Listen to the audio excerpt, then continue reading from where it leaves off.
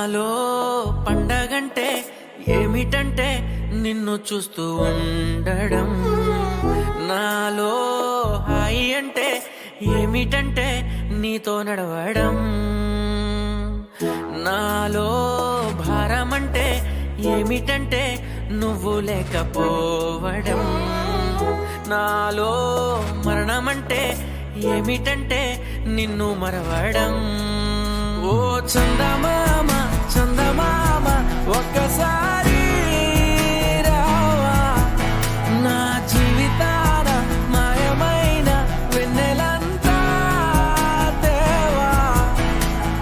మనవి కాస్త ఆలకించి ముడిపడవా.